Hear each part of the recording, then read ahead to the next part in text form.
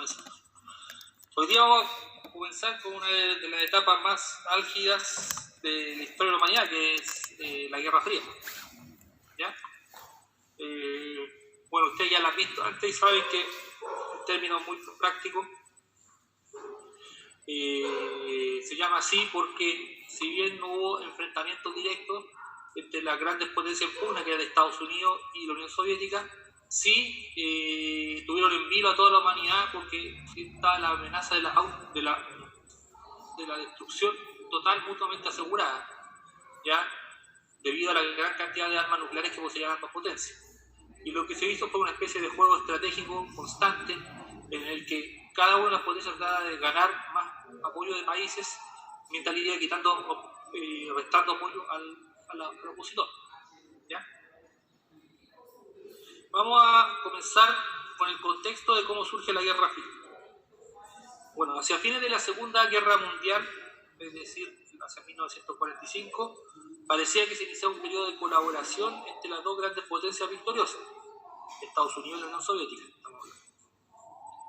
Este aparente entendimiento se reflejaba en el trabajo conjunto que se dieron en diferentes iniciativas entre ambos, como por ejemplo la Conferencia de Yalta, la creación de la ONU, que fueron las conversaciones entre ambos fueron fundamentales para que pudiese darse, o los juicios de Nuremberg. No obstante, el fin de la guerra implicó la desaparición del único elemento que cohesionó a estas potencias, porque eran muy distintas, tenían proyectos muy distintos y encontrados. La existencia de un enemigo en común concentrado en las potencias del eje, que era lo único que lo unió, ya no existía. Entonces, derrotado las diferencias entre ambos estados se hicieron evidentes. Porque por un lado, mientras la URSS planteaba alcanzar el desarrollo mediante un modelo socialista, basado en el gobierno de las democracias populares y con una economía centralizada, los Estados Unidos, por otro lado, buscaban expandir el modelo capitalista, que era caracterizado por un sistema de gobierno democrático y el desarrollo de una sociedad de consumo. En ese sentido, ambas potencias tenían líneas políticas, socioeconómicas y estratégicas muy distintas, incluso antagónicas. Esas diferencias ideológicas llevaron a una larga pugna entre ambas potencias para lograr una mayor influencia en otros países y al desarrollo de un miedo común por la amenaza de una aniquilación nuclear mutua. ¿Ya? De esta forma, el mundo pasaba de una guerra mundial, es decir, un periodo de intranquilidad total, a uno de tranquilidad aparente, pero no tan así, que era un enfrentamiento declarado, pero no directo, entre soviéticos y estadounidenses, que fue llamado la Guerra Fría. Bien, que fue un periodo en realidad durante mucho tiempo de tensión permanente. Ahora vamos a hablar del concepto de Guerra Fría como tal. Bueno, este término alude o habla de un periodo de la historia mundial de casi medio siglo de duración, marcado por la tensión permanente entre las dos superpotencias que lideraban el orden mundial internacional, a saber, Estados Unidos y la Unión Soviética. Bueno, en el marco de esta rivalidad, ambas superpotencias procuraron extender sus esferas de influencia, es decir, las zonas donde podían influir, a otras latitudes, valiéndose de diversos medios, como la intervención en la política interna de estos países, el espionaje, la propaganda con la entrega de ayuda económica, quedando el mundo dividido en dos grandes bloques. Pese a que algunos gobiernos, hubo algunos países que procuraron o intentaron mantenerse neutrales, no alineándose con ninguno de estos bloques. En la práctica, la política, eso lo intentaron, porque en la práctica la política interna y las relaciones externas de todos los estados del mundo se vieron influidas por el delicado equilibrio de poderes de la Guerra Fría. Es decir, que uno queriendo o no queriendo, el contexto mundial que era la Guerra Fría influyó en todos los países del mundo, incluso en los países neutrales. Tanto en su política interna, lo que pasaba dentro de los países, como en su política exterior, en la relación con otros países. La Guerra Fría, como tal, no produjo ningún enfrentamiento directo entre Estados Unidos y la Unión Soviética, ni llegó a una guerra generalizada. Aún así, el estado de tensión permanente hizo que las superpotencias invirtieran en gran parte de sus presupuestos en la producción de armas. Es decir, gran parte del dinero que tenían como estados los diferentes países, o sea, las dos superpotencias, en este caso Estados Unidos y la Unión Soviética, gran parte de su presupuesto lo gastaban en armas. El armamento, especialmente el que incorporaba tecnología nuclear, se utilizó como un elemento de disuasión. Disuasión significa que hace que la otra persona no actúe frente a alguna amenaza, frente a alguna potencial amenaza que yo puedo brindar. En este caso, al yo tener armas nucleares, la otra persona no actúa atacando a mí, porque sabe que si me atacan, yo lo ataco con armas nucleares. ¿Ya? Un ataque hacia el enemigo garantizaba una respuesta inmediata e igualmente contundente del rival, es decir, los dos tienen capacidad para autodestruirse mutuamente y con ello destruir el mundo completo, de pasada. Esta política de destrucción mutua asegurada, o MAD, o Mutual Assured Destruction, por sus siglas en inglés, va a marcar la psicología colectiva, es decir, el pensamiento de las personas de varias generaciones que vivieron con el temor a que las superpotencias desencadenaran una nueva guerra mundial aún más devastadora para la humanidad que las dos anteriores. Ese era el temor de toda la gente del mundo. Basta que le pregunten quizás a sus abuelos, por ejemplo, qué pensaban al respecto, los que aún estén aquí presentes. Les pueden contar que obviamente en la vida diaria de las personas influía el hecho del temor a que se pudiera dar una guerra nuclear, con sus desastrosas consecuencias de la mano. Bueno, así como a modo de anécdota, el concepto de destrucción mutuamente asegurada dio origen a múltiples películas y series de televisión, además de estar presente en otros medios de comunicación del periodo como revistas y periódicos. Un ejemplo es una película que nosotros vimos, ¿se acuerdan? Juegos de Guerra, en el que se trataba de un adolescente fanático de las computadoras que entra a apoderó el sistema electrónico que controlaba los misiles de Estados Unidos. Y piensa que ha logrado infiltrarse en un nuevo videojuego en el que se simula una guerra nuclear. Bien, ahora vamos a ver cómo se fueron formando estos dos bloques antagónicos, dirigidos uno por la Unión Soviética y otro dirigido por Estados Unidos. Todo esto comienza a gestarse o comienza a acelerarse el proceso por todos los acontecimientos que pasaban en Alemania, ¿ya? En términos estratégicos era muy importante para lo que iba a pasar en el mundo, para la división posterior del mundo. ¿Qué pasó? Tras la Segunda Guerra Mundial, Alemania quedó dividida en 4 zonas, cada una administrada por un país aliado. Es decir, quedó dividido en 4 zonas administradas por Estados Unidos, Reino Unido, Francia y la URSS. Es decir, por todos los países victoriosos, los grandes países victoriosos, excepto China, que el capital Berlín se encontraba en la zona soviética y a su vez había sido dividida en 4 zonas administradas por los mismos países. ¿Qué quiere decir esto? La capital de Alemania estaba en la zona soviética, ¿ya? Por lo tanto se convirtió en un enclave. ¿Por qué? Porque Berlín está dividido también entre los 4 países, es decir, hay una zona que le correspondía a la administración del Reino Unido, otra a Francia, otra a Inglaterra y otra a la Unión Soviética. A ver si tengo un mapa para que entiendan que era un enclave. Miren, vamos a ver si se ve.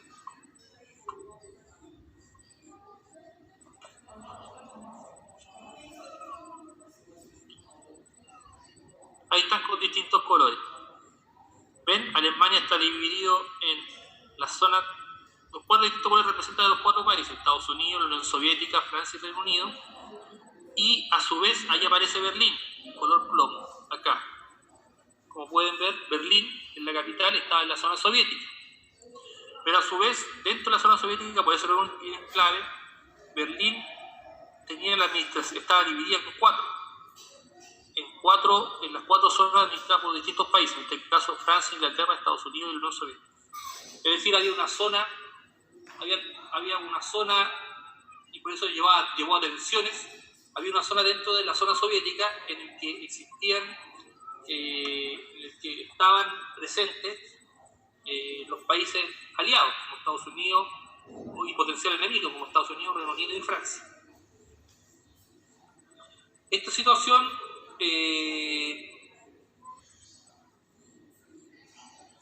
de controversia se aceleró en el año 1948, cuando se celebró la Conferencia de Londres, en la que las 3 potencias occidentales, entiéndase Estados Unidos, Francia y Reino Unido, acordaron la unificación de sus zonas en una sola, en un solo estado. Esta medida contravenía los acuerdos de Yalta y Potsdam de 1945, acuerdos a los que habían llegado los 4 países, es decir, Estados Unidos, la Unión Soviética, Rusia y Reino Unido. Por lo que Stalin decidió implantar un bloqueo terrestre a Berlín, el famoso bloqueo a Berlín, que se extendió hasta 1949. Así, Berlín Occidental quedó aislado del resto de Alemania y Estados Unidos respondió con la creación de un puente aéreo que logró abastecer a la ciudad durante el bloqueo. ¿Ya? ¿Qué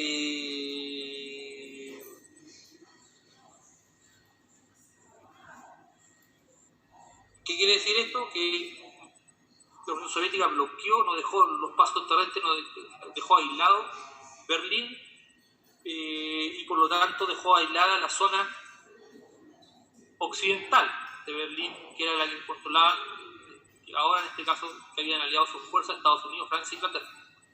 Y para lograr romper ese bloqueo, Estados Unidos lo que hizo fue ocupar aviones que lanzaban alimentos, medicinas a la zona occidental, que era la zona bloqueada.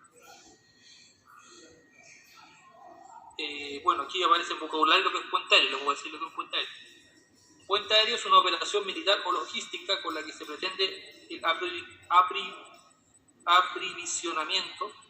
aprovisionamiento de una zona amenazada. Se ha utilizado en distintos momentos de la historia, como durante alguna batalla de la Segunda Guerra Mundial o a comienzos de la Guerra Fría. En Chile, por ejemplo, luego del terremoto del 27 de febrero de 2010, la Fuerza Aérea estableció un puente aéreo en las zonas afectadas, transportando ayuda dentro del territorio y también de otros países.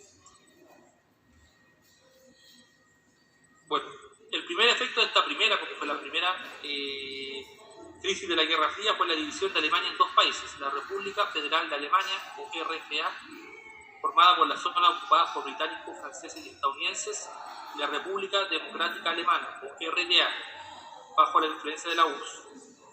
Asimismo, va a marcar la formación de las alianzas militares, marcó la formación de alianzas militares, es decir, influyó en la formación posterior de alianzas militares,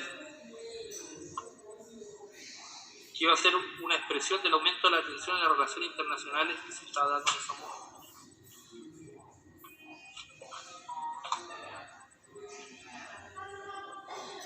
Bien, con la división de Alemania se terminó de conformar la llamada cortina de hierro, que separaría a Europa y también al resto del mundo en 2 bloques. Ese es un término que utilizó Winston Churchill para establecer que Alemania se iba a establecer como una especie de barrera infranqueable entre la Europa oriental y la Europa oriental o del este y la Europa occidental o del oeste, propiciada por la influencia de la Unión Soviética, y esa barrera se llamó cortina de hierro, dando a entender que era una barrera infranqueable, ¿ya? Y eso comenzaría a dividir el mundo esa barrera que dividió a Europa en 2 iba a comenzar a dividir el mundo en 2 a partir de eso. Bien, a partir de la formación de la cortina de hierro van a surgir el bloque occidental y el bloque oriental. Vamos a hablar de ello. El bloque occidental. En 1947, Estados Unidos decidió apoyar al gobierno griego. Vamos a hablar del contexto para entender cómo se va formando el bloque. El gobierno griego en su lucha contra las guerrillas comunistas que tenían a Grecia sumida en una guerra civil, dando inicio a una política conocida como la doctrina Truman, que fue liderada por el presidente de Estados Unidos en ese momento, que era Harry Truman, que dejó atrás el tradicional aislacionismo estadounidense. A partir de entonces, este país ofreció asistencia militar a toda nación que lo requiriese, que lo necesitara, y que estuviera dispuesta a resistir a las presiones comunistas externas. Es decir, cualquier país que tuviese quizá un conflicto interno relacionado con la posible llegada de un gobierno comunista o de unas fuerzas comunistas a liderar ese país, y que produjese eso, un conflicto interno, que sé yo, una guerra civil, etc., o más bien gobiernos que estuviesen amenazados por la existencia de fuerzas revolucionarias, comunistas de sus países, iban a recibir, todos esos países iban a recibir ayuda estadounidense para evitar que eso sucediese, que eso llegase a pasar. Es decir, que sus gobiernos llegasen a ser gobiernos comunistas y por lo tanto pasaran al otro lado de este juego de ajedrez, por así decirlo, pasaran al otro bloque, pasaran a formar parte del bloque soviético.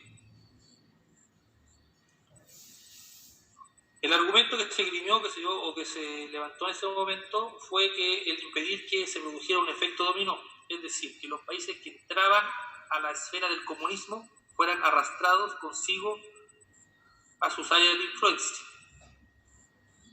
Fueran arrastrando consigo a sus áreas de influencia. Es decir, por ejemplo, un país que fuese comunista, Grecia, que tuviese como área de influencia a los restos de los países balcánicos, la idea era que no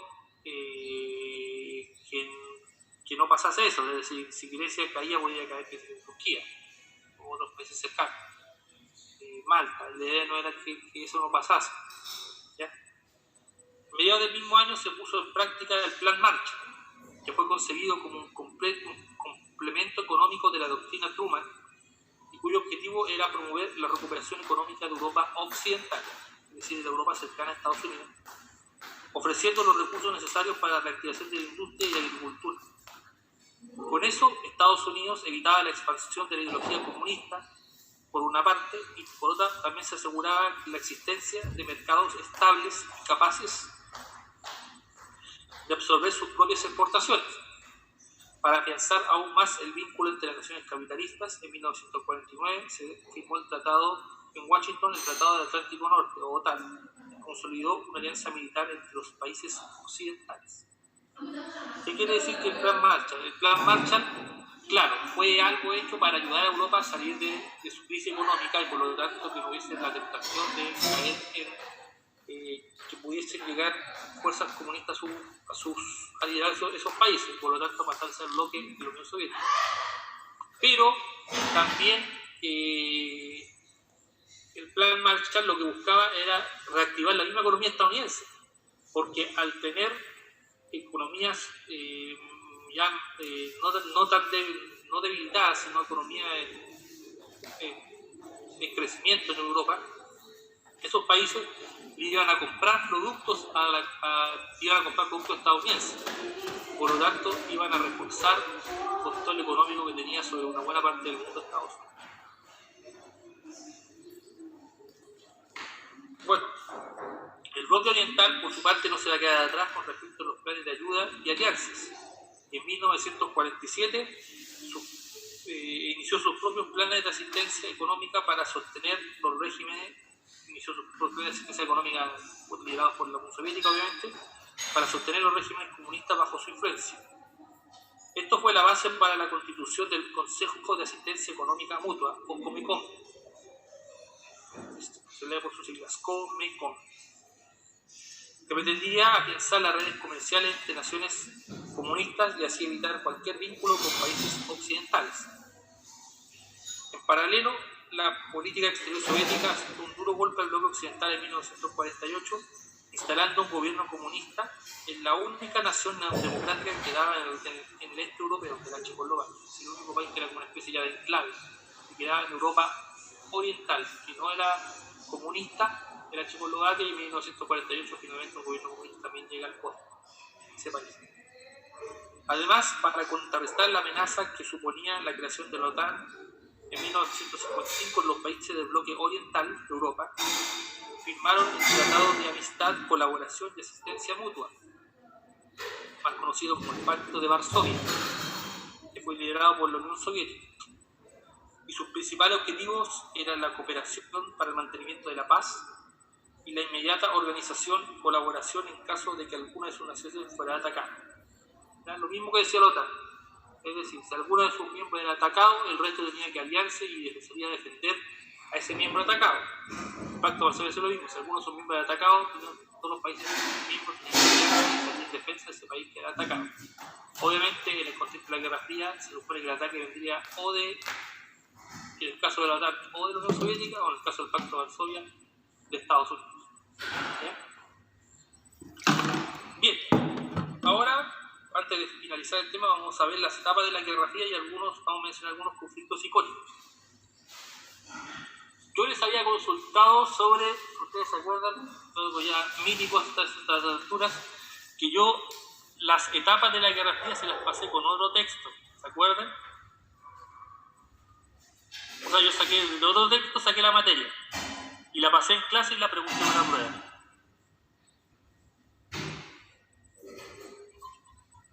¿Se acordaron? Sí. Ya. ¿Alguien tiene los nombres de esa etapa a mano o no? Teacher, tengo el cuaderno acá, pero no tengo el... No encontré la etapa. Ya, no se preocupe. Vamos a verlas con lo que aparece acá. ¿Ya? Yo prefiero el cuadrito que ustedes tienen. Por si acaso después lo buscan en su cuaderno, prefiero que estudien el cuadrito que yo les había enseñado antes, que salió en la prueba. Pero de todas maneras nos vamos a adaptar y vamos a hacer la explicación con este cuadro, porque es distinto. ¿De qué curso, teacher, era eso? Eso era del segundo medio. Ok. Sí, segundo medio. Ya, ¿cuál es la etapa de la Guerra Fría? En términos generales se puede dividir la Guerra Fría en 4 grandes etapas. Primero, el periodo de máxima tensión, que se da coincidente con, que se da entre 1946 y 1953, y que es coincidente con la doctrina Truman, ¿ya? En el sentido de que Estados Unidos iba a apoyar a cualquier país que tuviese algún conflicto interno que pudiese llevar ese conflicto interno a que tuvieran un gobierno comunista, ¿ya? Y coincide también obviamente con el conflicto por Berlín, coincide con la división de Alemania y con el bloqueo a Berlín y el puente aéreo. Después se da un periodo de consistencia pacífica que se da entre 1953 y 1967, que si bien se caracteriza por decir su nombre porque los canales de diálogo estuvieron más o menos fluidos entre Estados Unidos y Unión Soviética, ¿ya? Bajo la administración de Nikita Khrushchev, que sucedió a Stalin, en el caso soviético, y bajo la administración, por ejemplo, de Kennedy en Estados Unidos, no quiere decir que no hubieron conflictos. De partida, quizás la mayoría del tiempo hubo una posición pacífica, pero aquí hubo entre medio un conflicto que fue quizás el más importante de la Guerra Fría, que fue la famosa crisis de los misiles, en el que creo que 13 días duró la crisis al final. En esos 13 días fue donde más cerca la gente percibió que podía haberse desatado una guerra nuclear, por lo tanto el fin de ambos estados en pugna y posiblemente del mundo con ellos. Así que pese a que el nombre de consistencia pacífica, eso no significa que no hubo conflicto, y de partida hubo un conflicto muy relevante entre medio. Después, entre el año 1937 y 1985, se produjo un rebrote, y eso coincide con la llegada al poder en Estados Unidos de Ronald Reagan, en el año 1980. ¿Ya? Reagan era de tendencia conservadora y él quiso, viendo que su contraparte de la Unión Soviética estaba en un proceso en términos internos económicos un poco más patético que el pasado, quiso ponerse un poco más duro en las relaciones internacionales con la Unión Soviética, y por lo tanto esto dio como resultado que surgió un rebrote de la Guerra Fría, un rebrote de la hostilidad. Y posteriormente, entre 1985 y 1991 se produce un proceso de distensión final, que quiere decir que la Guerra Fría empieza a llegar a su fin por el desmembramiento del bloque soviético, porque ya algunos países empiezan a salirse del bloque, se produce la caída del muro de Berlín, y finalmente la Unión Soviética en sí misma internamente explota y se acaba, ¿ya? Independizándose de los países que la forman, por lo que se acaba el mundo. Bien, eso fue un resumen de todo, pero hay acontecimientos importantes que se dieron durante el periodo de la Guerra Fría, que los cuales vamos a tratar de resumir en pocas palabras.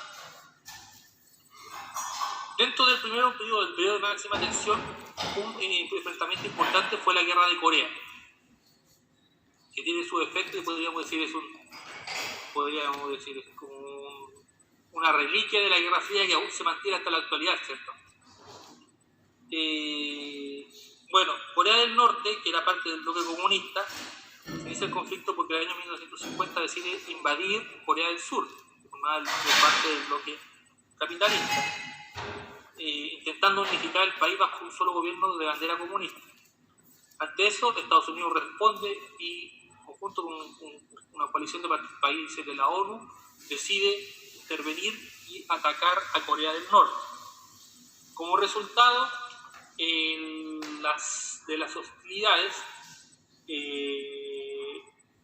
toma bastante ventaja el bloque occidental, ¿ya?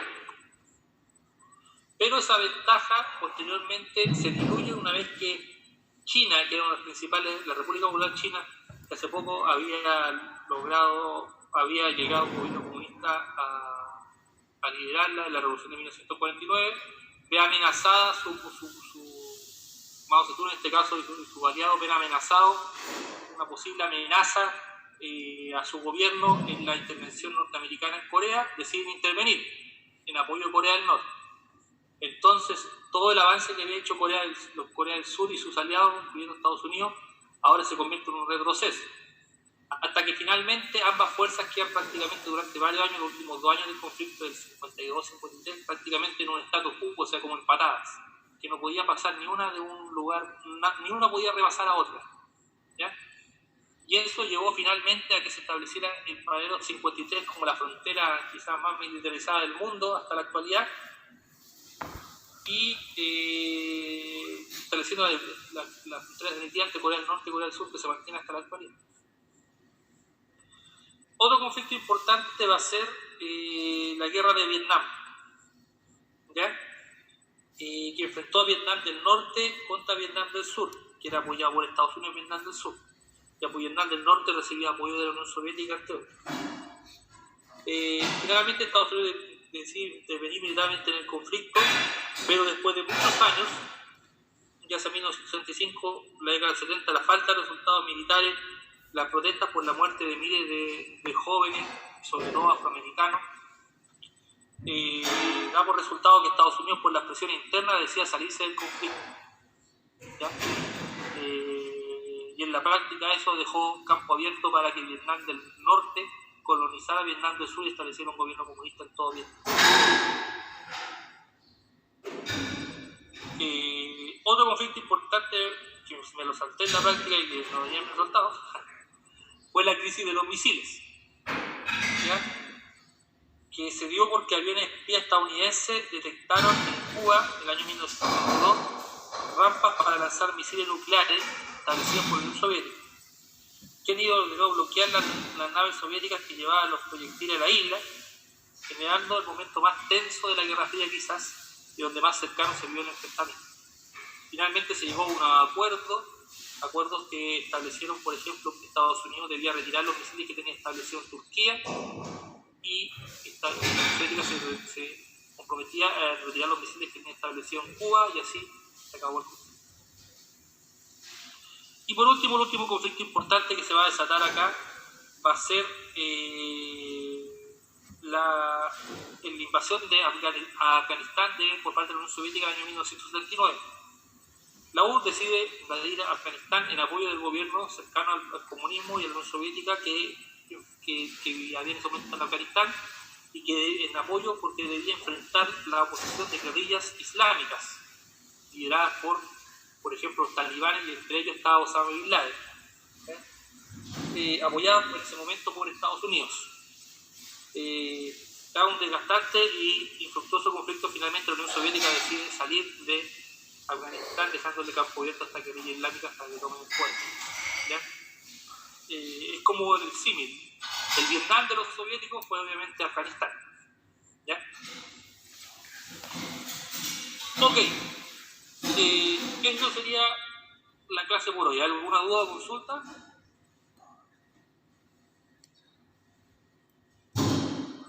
No, teacher.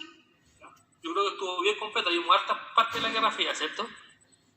¿Quedó más o menos claro? Sí. Ok, ahora necesito que enciendan cámara porque nos quedan poquitos minutos.